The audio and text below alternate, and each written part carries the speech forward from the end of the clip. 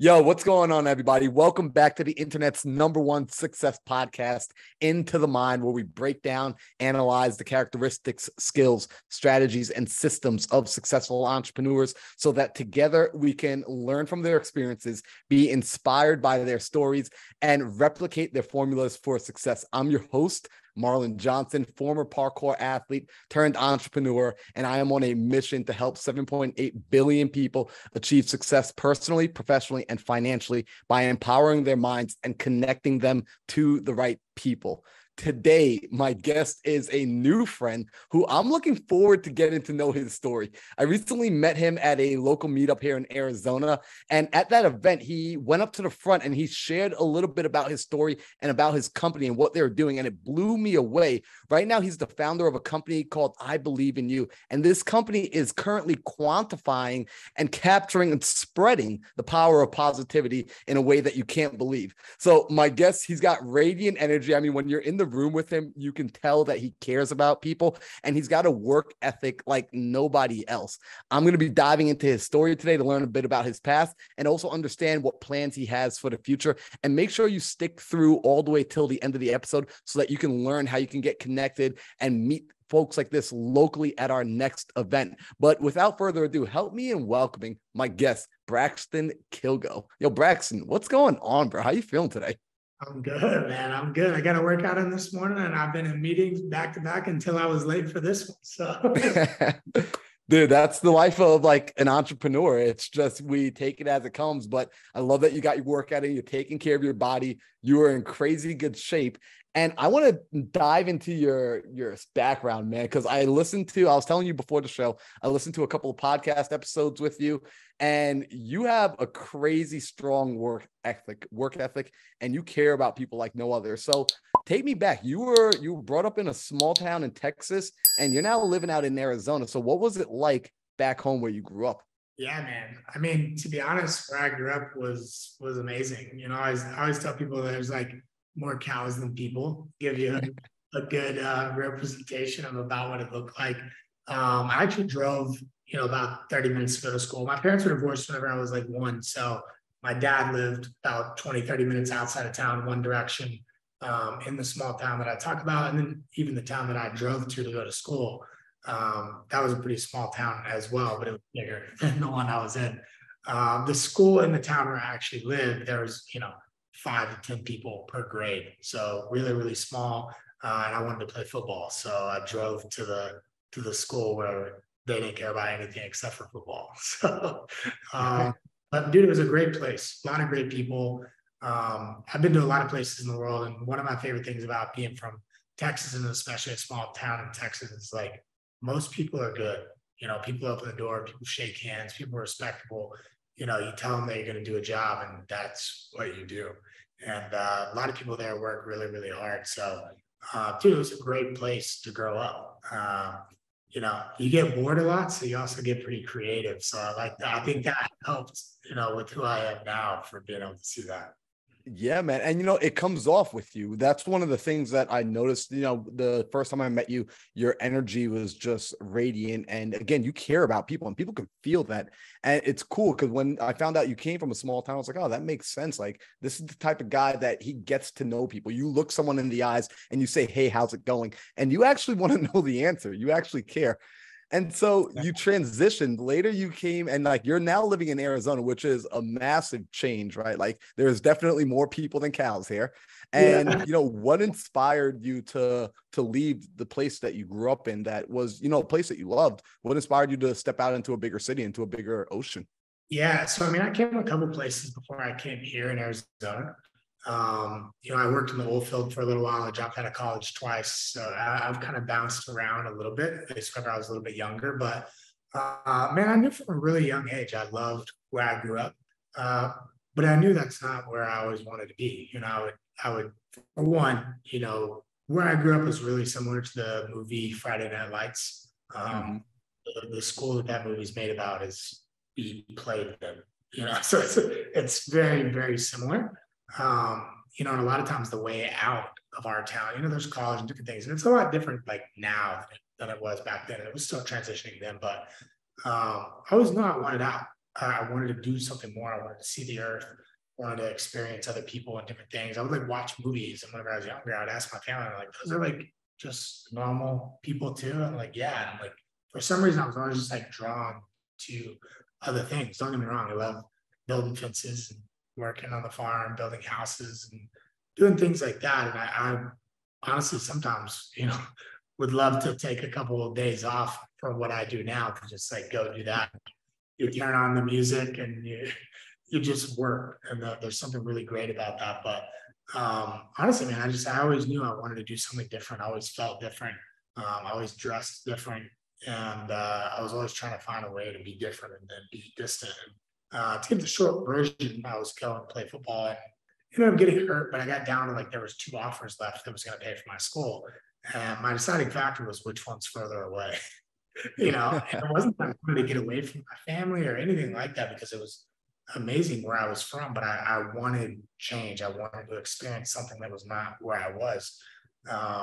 So that was really just always like this hunger to like go see the things that I believe are real and that are out there. And I wanted to go experience more because most of my family they hadn't been very far from our home or had only been to a few places in the world. And I just wanted to experience it. I just felt like that was something that always drew me out. Yeah. And Braxton, let me ask you this, right? Was it scary when you were making that decision, when you looked at the scholarships and for college, and one was further away, one was a few miles away, one was, I think, like 600 miles away.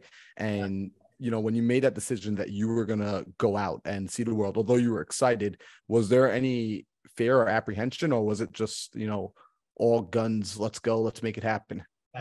Honestly, man, I was pretty excited. And like you said, it was maybe like 600 something miles. It was, I don't know, it might have been like 7 hours, something like that. So that's still not even like that crazy. Like if I wanted to, I could get in my truck and be home. So I wasn't too worried about it. I was honestly just excited to have like finally got to that part of like, now I'm getting the change that I want. Yep. And so, that's something too, right? You went away for the football scholarship, and that was a big part of your life, right? Like that was like one of the main things. You were an athlete.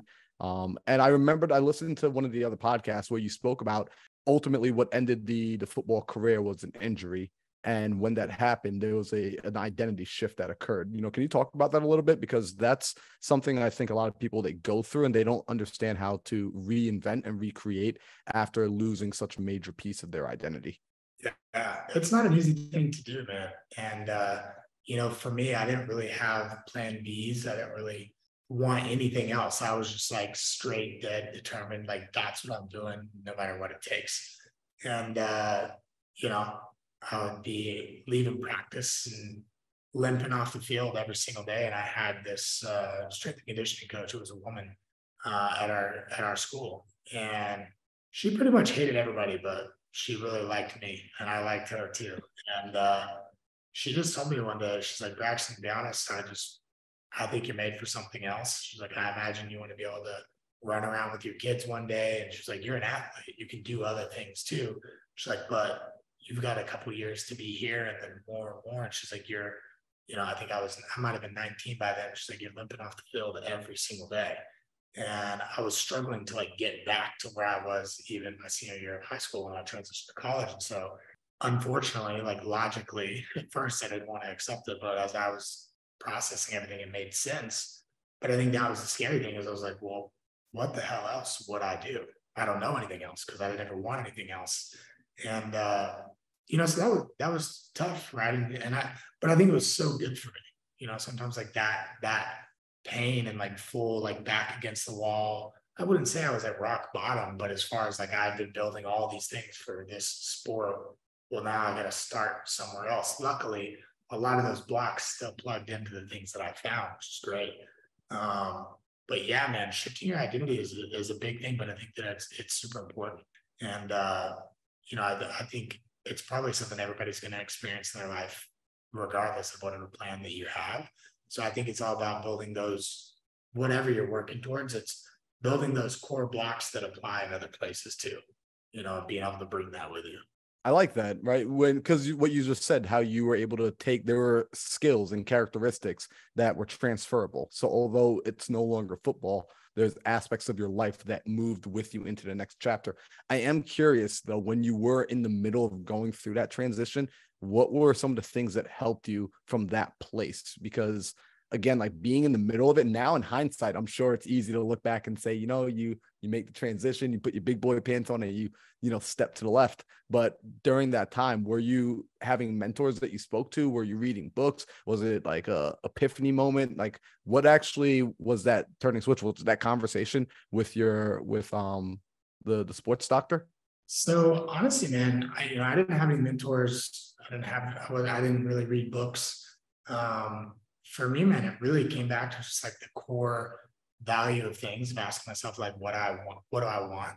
And something I was always passionate about for a long time. And the first company I started was based solely on this. So I really grabbed onto it, but was telling people to do something that actually made them happy. I wasn't just trying to play sports because it was going to make me money or because I was good at it and because people praised me for doing it. It was a game that I loved. I loved it. I loved doing it. That's why I was chasing it. And the fact that it could let me travel, get out of where I was from, make a lot of money, like it just made sense for me. So for me, I will say I've watched every motivational video on YouTube at least 100 times each. That was like the only mentor I had for a really long time. And there's good ones and bad ones, but I've listened to all of them. But in the midst of all that, man, it was really about me just going straight back to the thing is like, okay, well, what makes me happy? What am I good at? And just kind of going back to the drawing board. And I'm a big believer in that everything happens for a reason. That's easier, said than done.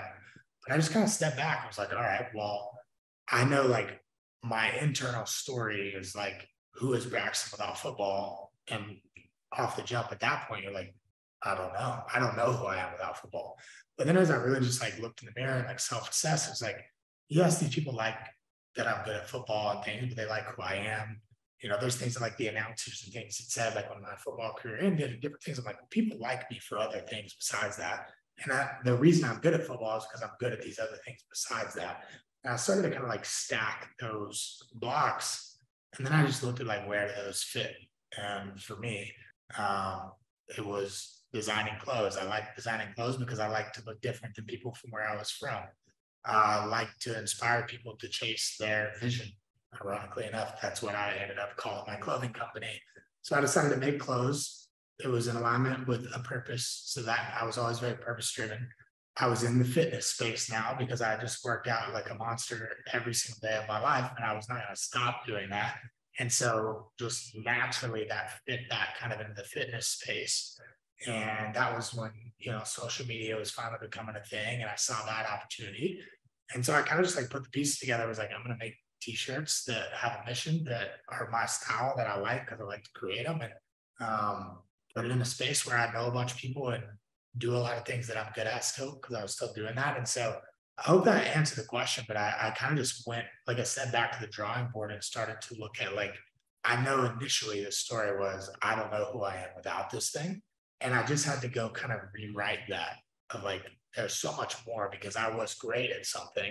But there's a lot of those blocks, pretty much other than me trucking somebody and knowing how to hold on to something tight, a lot of the same principles that go into the other things, Dude, I love that. And I love what you mentioned where you realized, wait a second, people like me for other reasons besides just being good at this one particular thing. And sometimes people have a hard time separating their identity from their role. And it sounds like you were able to do that. You were able to separate Braxton, the football player, from Braxton, the individual, and recognize that the individual, Braxton, that person carried value with you. And you started. So was Vision, the clothing company, was that your first entrepreneurial endeavor? Was that the first business you started? Yes, sir. Yeah, I had, and I think I started this after anyway. I did like remodel an old trailer that we used to haul hay with and turn it into something called flatbed fitness. And it had like bench press, squat racks, like a salmon ladder, like a rope climb, like the thing that Mark Wahlberg does, like off the side of the wall on Pain and Gain. I had like all these things built onto it. And, I made business cards and stuff. And I would like drive into parks and different things and like train people. But I think that was more, I built it for myself and then just made it make money because I wanted to have a gym with me everywhere. So the first like real endeavor, yeah, was the clothing company. Nice. So what was that first endeavor like as an entrepreneur, like stepping out and starting to make clothes and starting to go out like and sell it? Like what was that journey like? Because I think in the beginning, we get this idea, we're like, oh, cool, like we can do this, we're going to build it, it's going to be super easy. And then you start finding out the work that's involved, or maybe you already knew what work was going to be involved, but how was that first journey into entrepreneurship? Yeah, man. I mean, I had no experience. Didn't really have any mentors, anybody to like tell me what to expect, which I also think was kind of good because I was just like, I've always had a massive level of like self-belief and confidence. And again, sports and different things, I believe, played a big role in that. And so for me, like I said, when I was little, I would see the people in the movies. I'm like, I can do that. I would see NFL player do something. I'm like, I could probably truck him. I just always had this, which is great. I had this massive conviction of my ability, and my family and people around me, and again, sports played a big role in building that. So for me, I think I just decided like, okay, well, I have to do something else. Obviously in sports, I was like, I want to be the best. So in whatever I was starting, I'm like looking at who's the best. Like what is that North Star? And is it past the person who's at the top right now? What does it look like? And I've always had, and maybe I haven't always had it, I don't know, but I definitely have this gift now because I help a lot of other people do this. Is like take that North Star or wherever it is you're wanting to go and be able to like reverse engineer it all the way back down to the really granular things of like really looking at, again, like who's at the very top right now. It's like, what do they have? I like just assessing all the information to get to like, what do I need to do now? And I just went for it, man. There's a lot of, you do the wrong stuff, you learn stuff, you try stuff. But for me, it was just about like taking it one step at a time, just trying stuff. Like I wasn't really worried about failing or anything like that. I was just wanted to do it. And it was my thing. And so I wasn't really worried about what anybody else thought. I dropped out of college twice and people would ask my family, they're like, what is he doing? And I'm like, yeah, he selling t-shirts. They're like, t-shirts? And I'm like, just watch, just you'll get it later. I know you don't understand now, but like, you'll get it. I love that. And so I want to highlight something because this is really important because you mentioned it twice. And I think it's a really big point. You said that you had this ability where you would look at people or just like this natural inclination, you would see someone doing something and the story would never be, oh man, they're doing it, I can't. Instead, the story was, oh, look at what we all can do. Look at what he just did it. So that means I can do it too. Yeah. And I think that's a really powerful factor. A lot of the people that I talk to that have come on and have had a lot of success, you share that in common with them, that there's this part of your mind that when you see something being done, there's a part of you that says, okay, great, I can do that too. I just need to go figure out how. I just need to actually go and begin doing it. So you start going out, you start this company, you're selling shirts, and it started to open you up to a few opportunities, right? Like what were some of the opportunities that started to really bring into your life? Because that was the start. Yeah. Let me comment on one thing that you said really quick. One of the things with that, I think is like having really high intention, but low attachment. And what I mean by that is like, I would like, look at these things like to be an NFL athlete, when you want to do that from you're 12 or 15 years old, that is like years of work. So I think my first goal being something that I already knew was going to take like literally being hit in the face and having thousands of pounds on back. Like I knew that's what it would take. So I think like when I look at this, I was like, okay, like my expectation of the time horizon was not short. So I think that gave me an advantage. My time horizon expectation was not short. It was like however long it takes is fine. But then having that high level of conviction that like everything happens for a reason, so that I had this like high level of intention and trust that like even if it turns me right before I get it, that it's supposed to, which I already had that happen to me once as well with the sports and turn me somewhere else. So just having a trust that like everything happens for a reason, but just trying to be the best at whatever it is in the process and not having all these expectations and like thinking that the time horizon is going to be so short. I think that's where a lot of people lose. You know what? And we're gonna hang out here if you're cool with this, because I don't know if you just said like a trigger word to me, like time horizon. It's like very rarely does anyone else in my life come and like use that word with me. And it's like that phrase. you think in a longer time horizon. You looked at this, you looked at your sport, and it's funny, Braxton, I refer to entrepreneurship as a professional sport, right? And I use the analogy all the time that if a person were to say, I want to get into the NFL or I want to get into the NBA, they would look at that and they would recognize, hey, you know what? The odds of me getting there is very slim. A lot of people want to go there. They don't make it. And the amount of work and effort it would require, it wouldn't be unusual to hear a person saying they're putting in 3 a days, 4 days, 5 a days consistently for years and years and years in order to make that opportunity happen. However, in entrepreneurship, there's this belief that because I understand how it works, because it seems like a simple concept, it doesn't require the same level of effort that it takes for a professional athlete to make it into that space. And many people step into entrepreneurship saying, yeah, like I want to make $1 million company. Well, okay, great. Making $1 million company statistically is about the equivalent of an athlete not just being a weekend warrior, but actually making it to the professional leagues. And if you want your company to do over $10 million, I mean, we're talking less than 1% of companies produce that amount of money in revenue. And so when I hear people talk about that, but I don't see the work ethic or even the thought process thinking in those longer time horizons, it worries me a little bit. So I'm happy to hear an entrepreneur like yourself, who is an athlete, thinking in those longer time horizons. And my question here is, it sounds like you were thinking in longer time horizons from an earlier age with just the goals that you had, the aspirations within the sports world. When you were thinking like that, did you find that you were one of the few people thinking like that within your circle, within your group of people? Or, because I find that most people almost feel like a bit of an outsider when they're constantly viewing things 5, 10, 12 years down the road, and everyone around them is thinking maybe in week-long, month-long, quarter-long time horizons. Yeah.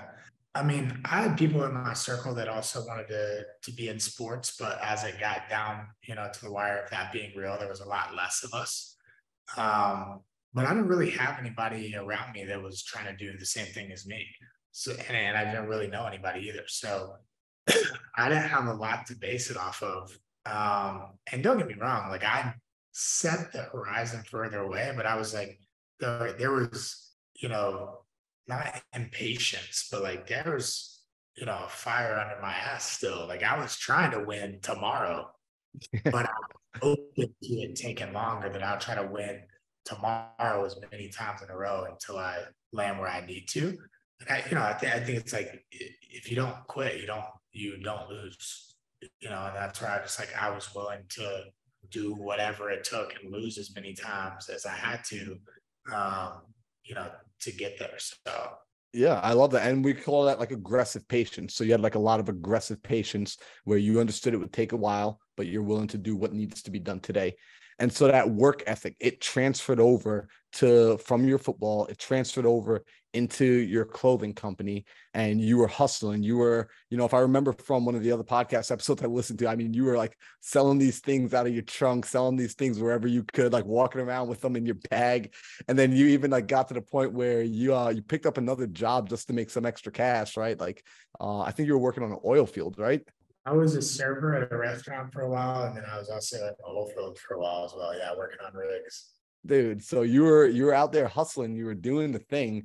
And as you were progressing and hustling and growing your business, selling these shirts, making some extra capital, you got sponsored by Bang for a little while, right? Like, did I hear that? Yeah. Dude, all right. So you got to tell me, what was that experience like? Because you were with them when they were a relatively new company too, I believe. Yeah, I was like, I wasn't the first male employee, but I was one of them. They only had like 2 flavors. Nobody knew what it was. I didn't know what it was either. When they handed it to me, I'd never seen it before. And this was when I was selling T-shirts out of the gym bag. I was at a fitness event. It was the first fitness event I've ever been to. I didn't even know. I mean, I knew there was bodybuilding, but I didn't know there was like booths and other things happening. I thought nobody really went to them besides the people competing. And yeah, man. So I went to this event. I was selling T-shirts out of a gym bag. I was nervous because you're supposed to buy like a booth, but I didn't do that. I just had a bunch of them in my bag. I was like, meet people, and they were like, by the way, you know. And honestly, man, I was just walking around, and this girl came up to me. She's like, hey, let's try this drink for us. Like, let us know what you think. I tried it. I liked it. I kept selling T-shirts, and I was like, dude, I want another one of those. Like, that was good. And I told my friend, I was like, you think they'll let me buy one? I'll go back and try to buy one. I went back and I tried to buy one, and I'm talking to the girl and she's like, no, you can just have it. And then this other lady walked up and she's like, who do you work for? And I'm literally instantly thinking, like, looking at my gym bag, I'm like, am I about to be in trouble, dude? And I was like, nobody. And she was like, hold on. And she like went to the back of the booth and got like a backpack, a hoodie, a case of Bang, and gave me her phone number. And she's like, we're looking for athletes to work for our company.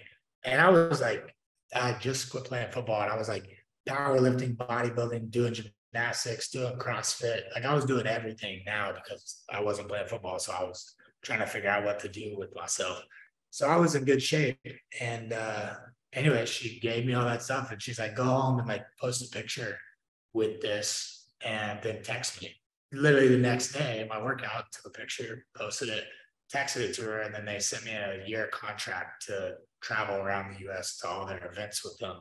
And shortly after I came on, it's like when they just like blew up. But dude, there's for a long time, I had a girlfriend at the time. The events were literally like 25 girls and then like, and sometimes one other guy. And, but it was super cool, man. I made so many great relationships. That's how my marketing agency actually got started, which is another story. But man, I got, first off, I was the only employee athlete that did not have a bunch of followers. I didn't even use my social media really at that point, besides like posting quotes and stuff. And that was really it. And I immediately knew, I was like, man, they're going to see that I don't bring any value and they're going to drop me. And so I would post really good content. Like I was making sure that my content was where it needed to be and like doing crazy shit that nobody else was able to do, like doing push-ups with like tractor tires on my back and like stuff like that. But when we would do these events too, the dude would spend like $1 million at some point, like on a booth just for the weekend. I would carry and stack 20 cases of Bang. I'm carrying them in. I would do security for like the big influencers, big athletes. I'd do that for them. I was like helping the DJs. I was helping build the booth. I was like underneath the stages. Like I was doing like everything. I was making certain that they were like, we're not getting rid of that guy. And sure enough, the first year that I was with the company, which I believe was like in like their first year of being a company, they did like an employee like award ceremony. And the first award they gave out was to me. And it was a big glass plaque that said my name on it, had their logo and said the hardest worker. And so that was pretty cool. And so I stayed with them for a couple of years and met some UFC fighters, models, athletes, influencers, like all kinds of people. And ultimately that's how my agency got started, because I was helping all these people who were like famous and didn't know what to do with it. So I was like, I can show you. Wow. So first off, I got chills when you said like you got the award for being the hardest worker, because that's something I think a lot of people neglect. Like we hear this saying nowadays where it's like work smarter, not harder. And there's a bit of truth to that, but I think people have thrown the baby out with the bathwater and they've completely thrown out hard work. They've completely thrown out work ethic. And there's still something about hard work and work ethic that doesn't go unnoticed. That when a person steps into the room and their thought process, their intention is to add more value. Like I love what you said. Like I want to make myself so damn valuable to these people that they cannot get rid of me. Although I don't necessarily come with the same clout that, some of these other people on the team are coming in with like 50,000 followers, 100,000 followers. They're like, no, I'm just the dude that like, they are like, if I'm not around, they're like, man, like why is stuff not getting done? That is powerful, man.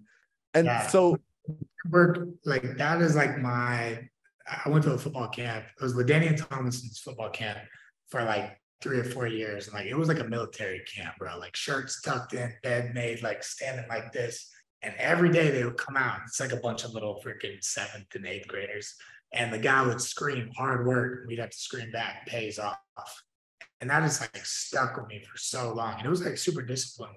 And so I just always believed like being the hardest worker, like I'm all about work smarter for sure. I do stuff that I could do in easier avenues, but that was one of those blocks that I took with me. I was like, I will outwork everybody here or die trying, but you're gonna know I was trying, And that's like that's carried into everything.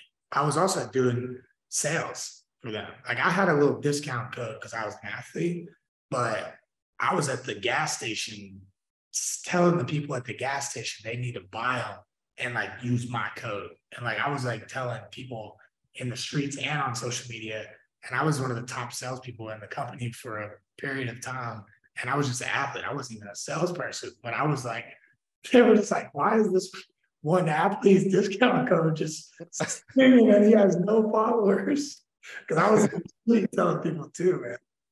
Bro, that's fun, man. And like it sounds like you had the conviction behind it. You were having a good time.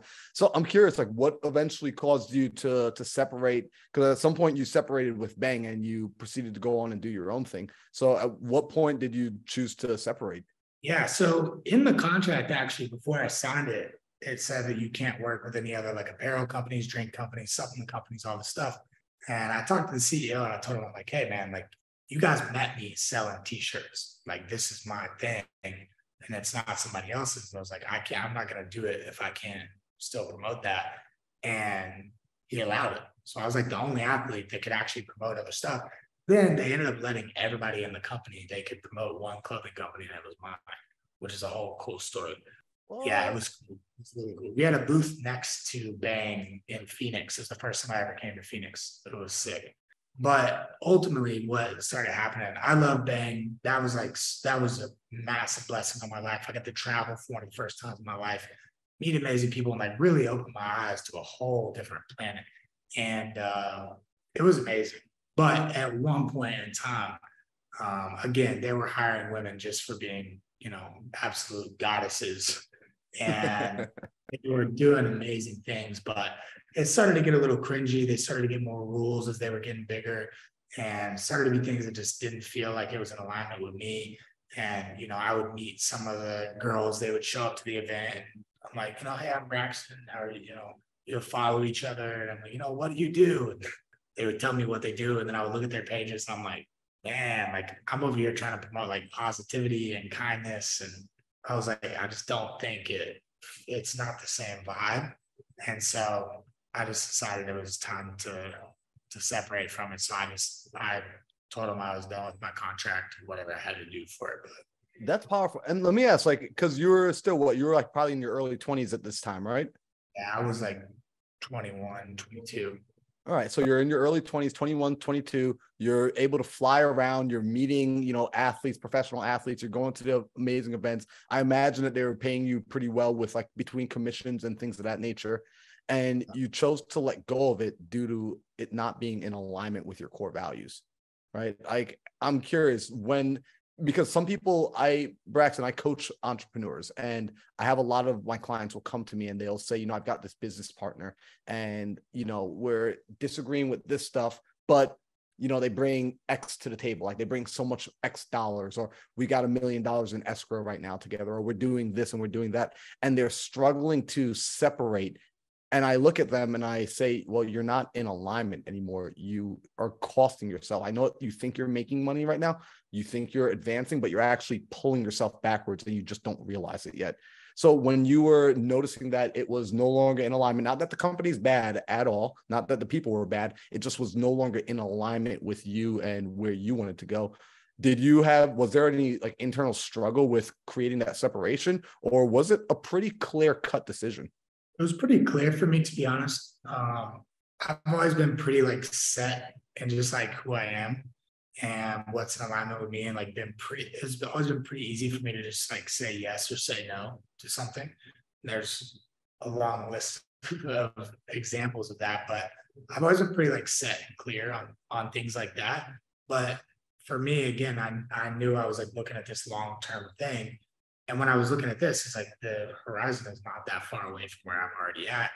It just didn't make sense. But, I can only speak from, I only have so much success, and depends your definition of success.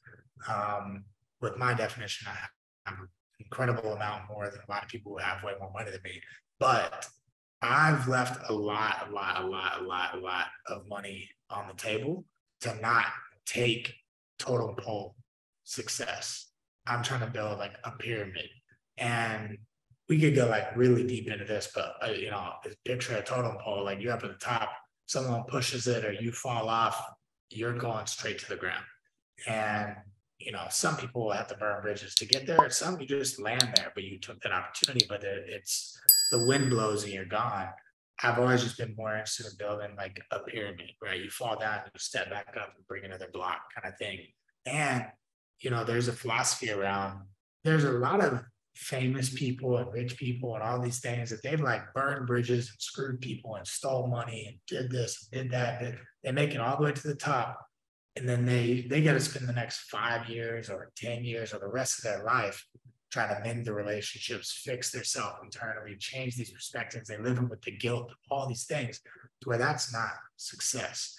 But there's a philosophy to doing it, because you can do all of that, get there, and then you can just apologize, and then everybody forgets about it. And now you're at the top, you have the money, and now you're a better person.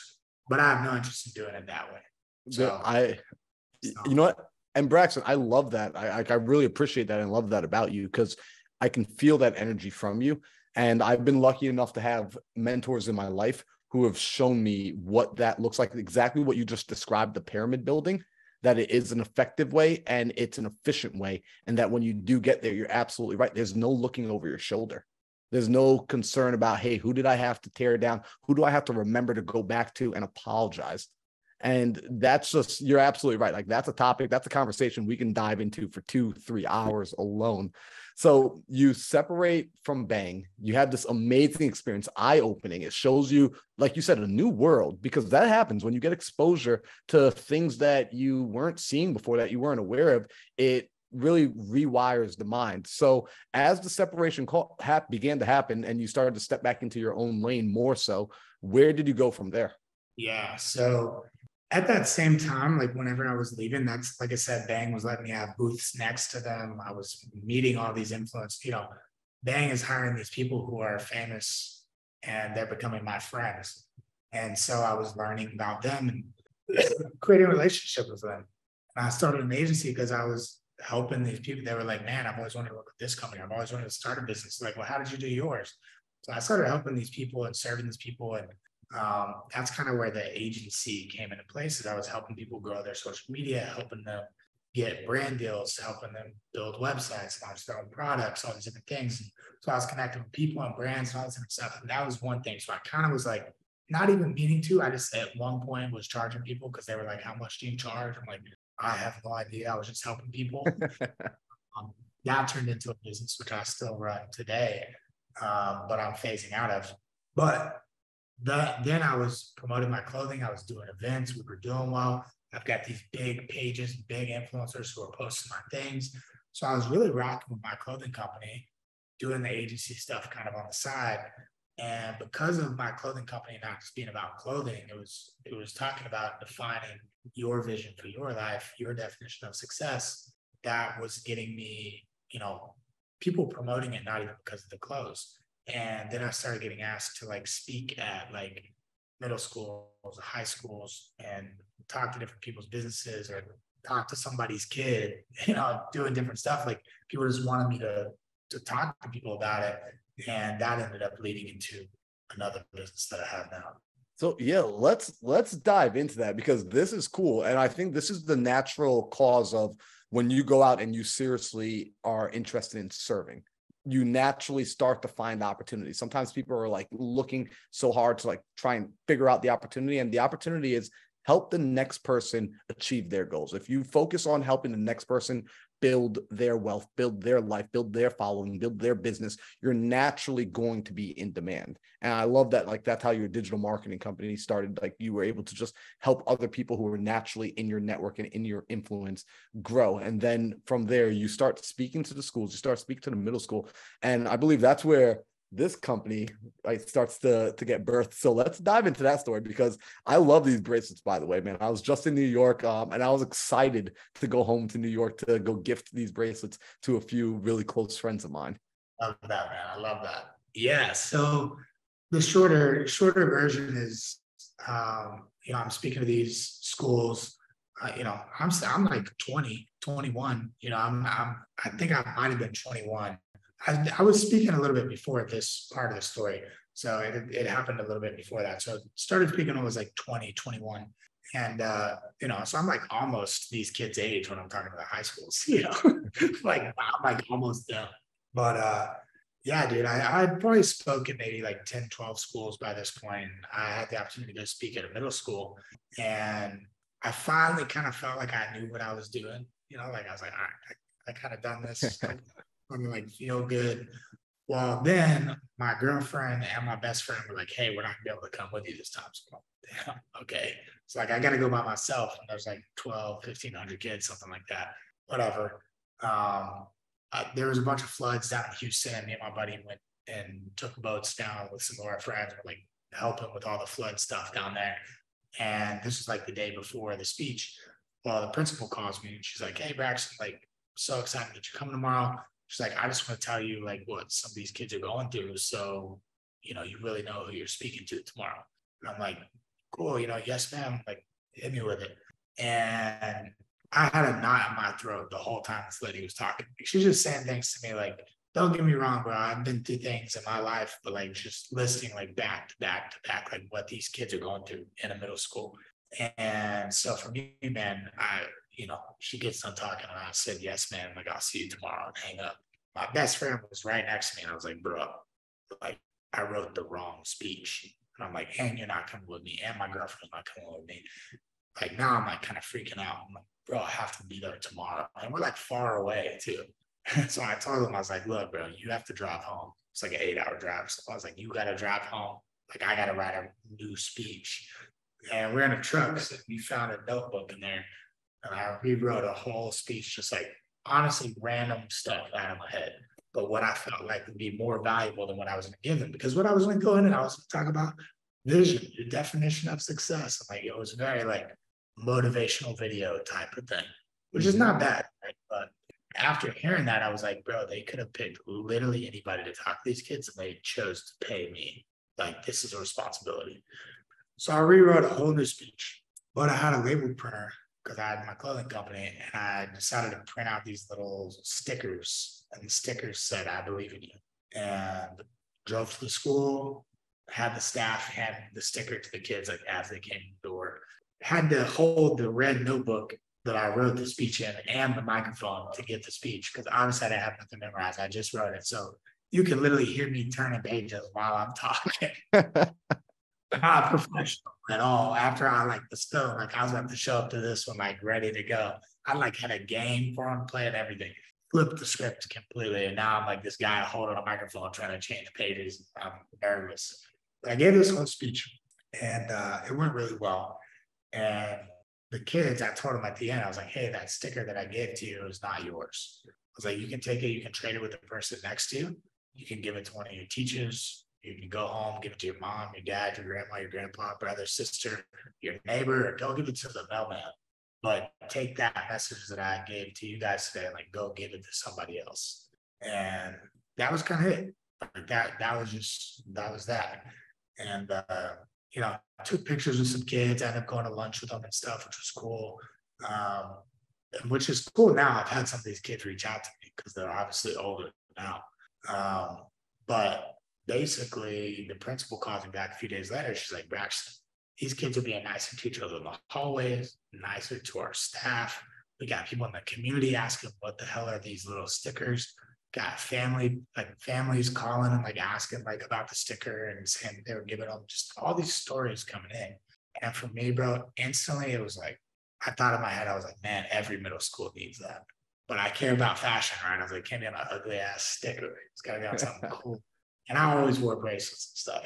And I was like, man, every middle school needs that. Man, every high school needs that. Man, all kids need that. And then I'm thinking about the stories, and it's like old people, young people, everything. And I'm like, human beings need that. Just like everybody needs that. And decided to turn it into a company. At first, the sticker said Vision Company Apparel on the bottom, but I was like, no, it's got to be a whole other thing. And that's where it was born.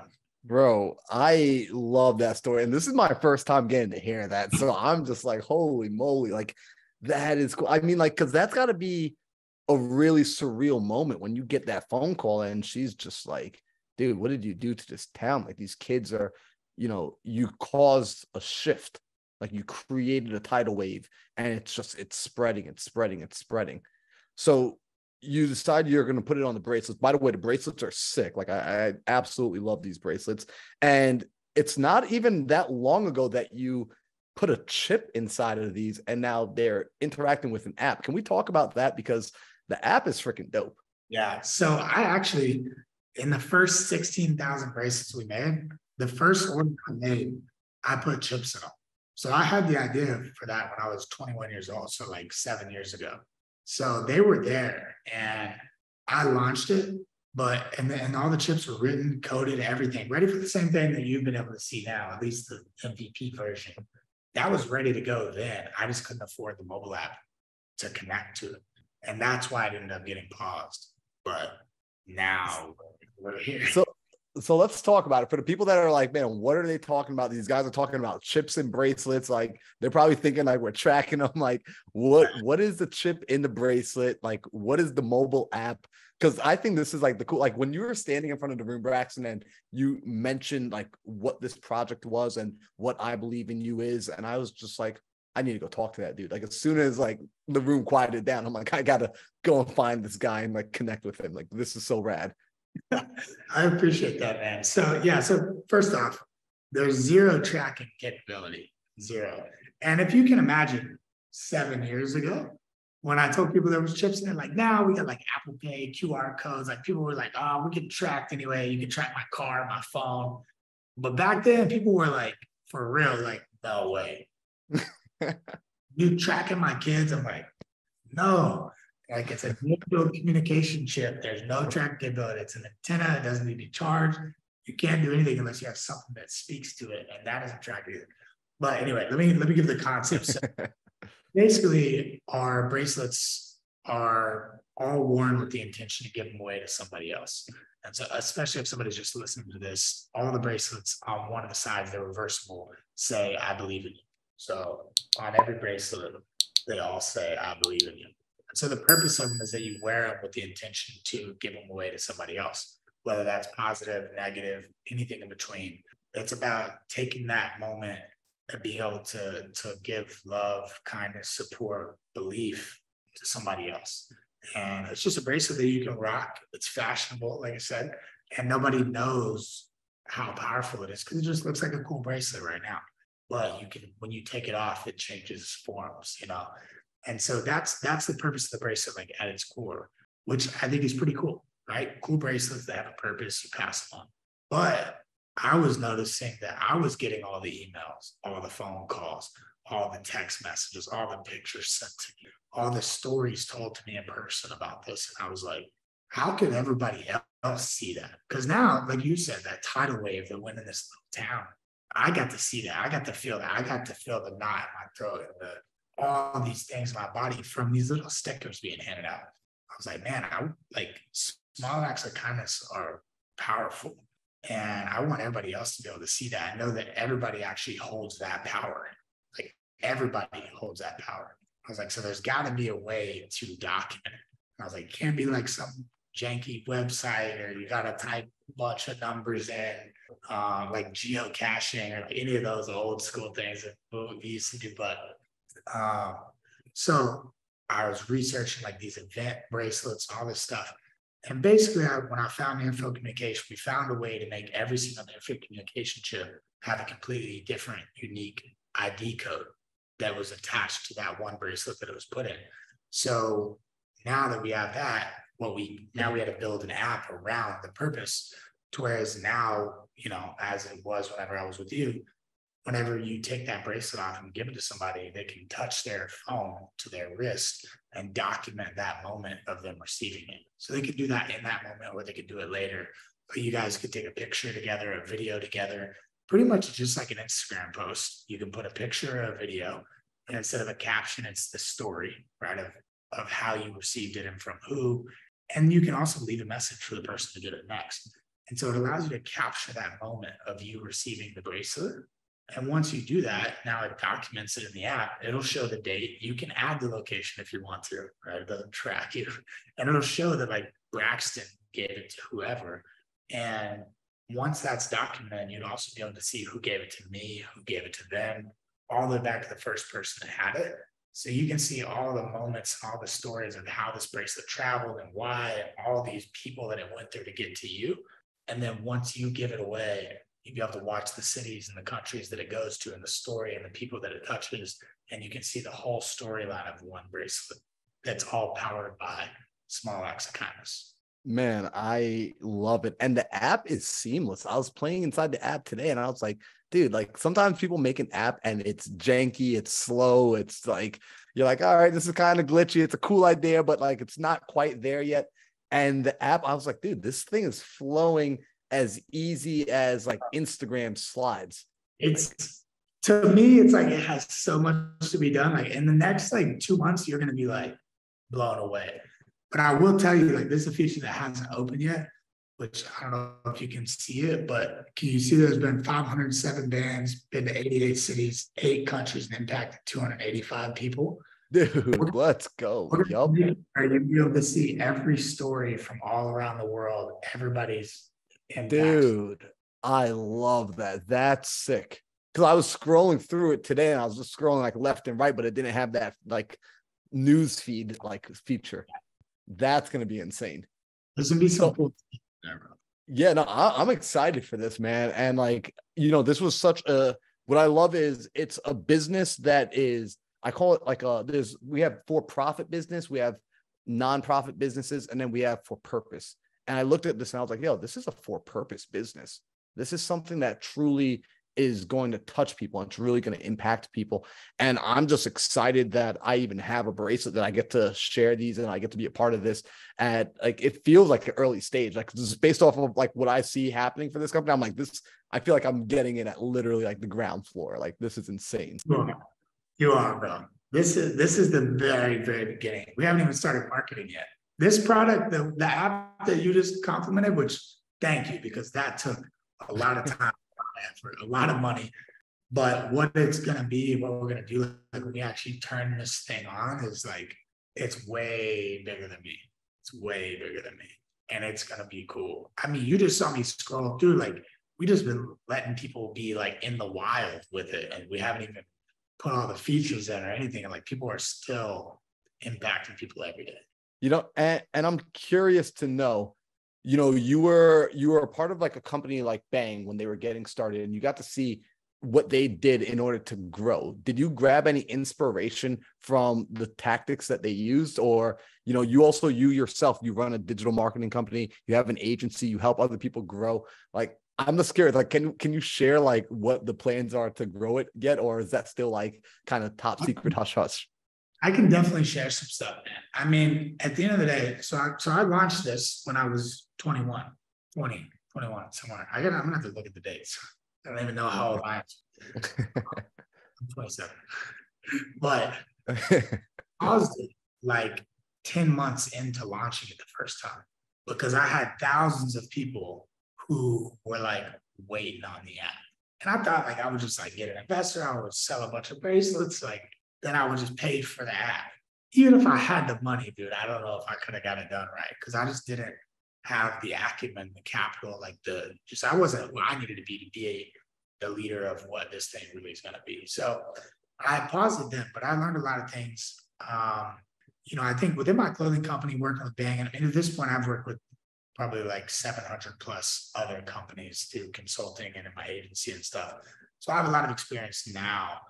But it's pretty similar to back then, man, of what I'm going to do. I mean, we're going to run a paid ad strategy, obviously. But this thing, we haven't marketed we marketed for like 3 weeks just to do the pre-sales. We stopped marketing then and we make sales every single day. No social media posts, nothing. And because people are giving them away. So we're making sales every day and we're not doing anything. So for one, the product, every person who becomes a customer becomes a salesperson. And what we call is they become a wave maker. They're helping us make these waves of positivity in the world. And so that's going to be a big driver, is like just literally having every human being who has one, knowing that they've got a responsibility to be able to go and make an impact. So that's one of the pieces. Obviously, our content is going to be able to go viral.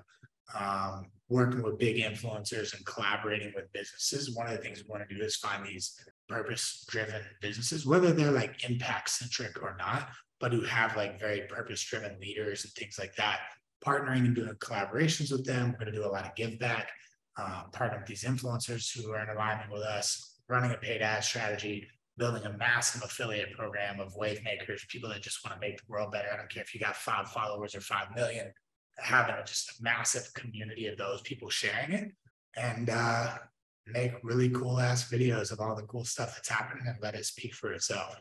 That's it.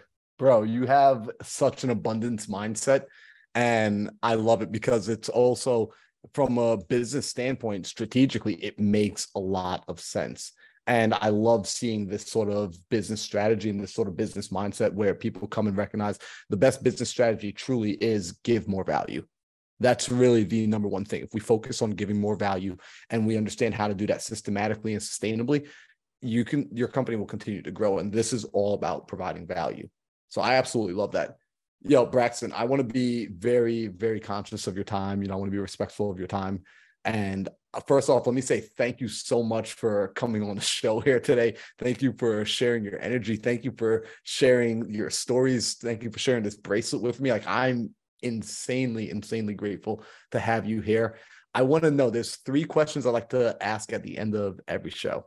The first one is, I personally do read a lot of books. Like, books have helped me expand my mind. It's opened me up into new ways of thinking, helped break me out of the old life I was living. So I'm a huge fan. And I want to know, for you, was there ever a book, or maybe it was a video or a movie, something that inspired you, that you hold on to, that you want to mention, that you're like, hey, you know what, everyone should go take a look at this? Yeah. I mean, I'll give you, my favorite movie is Never Back Down. That one, just out of the gate, you want to just get motivated and get your ass up and go do something and get the girl. Watch Never Back Down.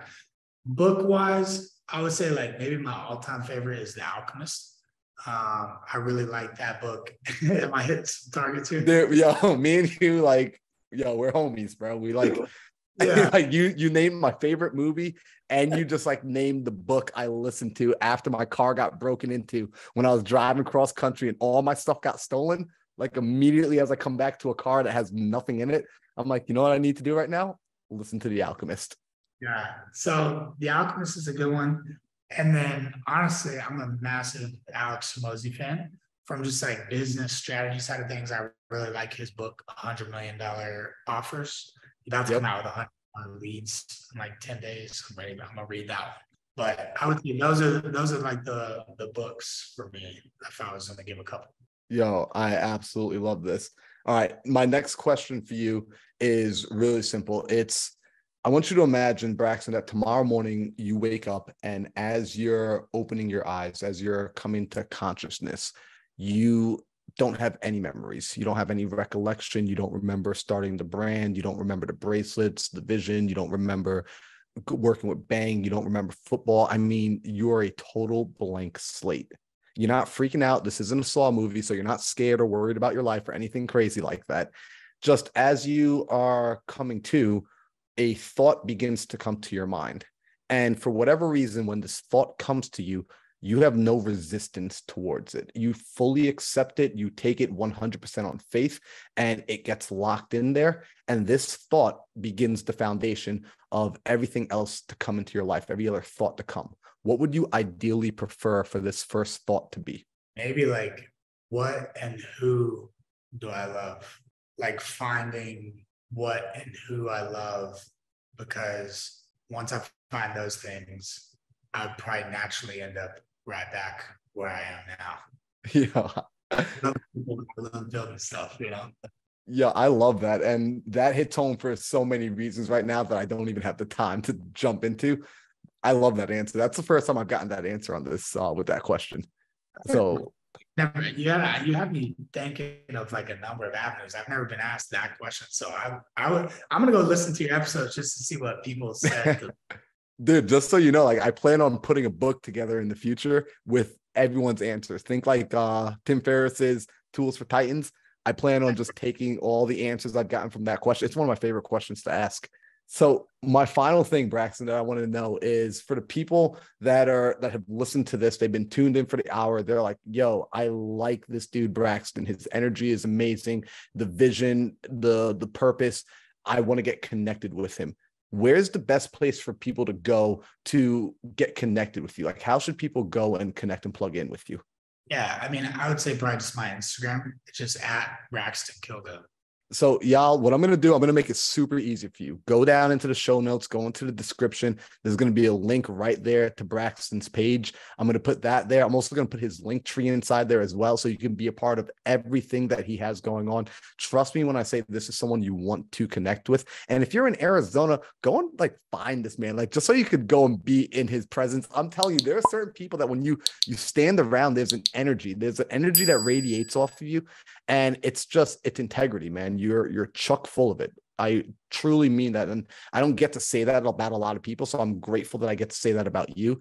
It really is an honor just to be able to share a space with you. So thank you for the work that you put into yourself. Thank you for the hours of just discipline, the hours of focus that you put in that people don't see you doing, but you do that so you can show up to those rooms and create those sort of waves that you do. So Braxton, again, thank you for being here on the show, man. And I look forward to having you back for a part 2.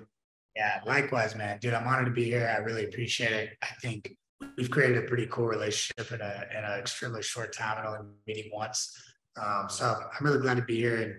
And one thing I just felt called to say really quick, so I'm going to say is there's probably one person that's going to really appreciate this. And I don't know why, but it kept coming up.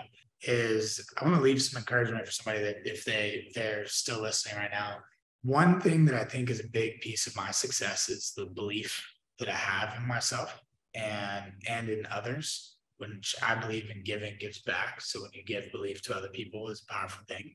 But if you can have a massive level of conviction in your ability, even if it seems delusional or crazy, it's everything. And so I always talk to people about, like, if you have little belief, you take little action, and then you get little results and you reconfirm with yourself you couldn't do it. And that's going to just send you down a road you don't want to be on. But if you can literally just have like massive self-belief, you're going to take like massive, crazy, wild, risky lanes. That's the only way in hell you'll ever get massive results. So if you listen to this and you're in a space, you're trying to figure it out, like a big thing for you might just be like being your biggest cheerleader and like just having a massive level of self-belief that you are capable of everything that you want to achieve. So I hope that little shift can maybe help somebody. I know it can. And guys, what I want you to do, literally rewind and listen to that last minute and a half over and over and over again, because exactly what Braxton just said, that is a game changer. That's ultimately what helped me in my career. That's what helped me grow as a real estate investor. That's what helped me grow as a high performance coach. And it's what's continuing to help me grow in every aspect of my life. So Braxton, seriously, thank you for sharing that. So happy to be here, man. Guys, make sure that if you enjoyed this episode, go ahead and share it with a friend, leave a comment, and subscribe to the channel if you're new here. We'll be back next week for another episode of Into the Mind. Peace out, guys. I got $1 billion mindset.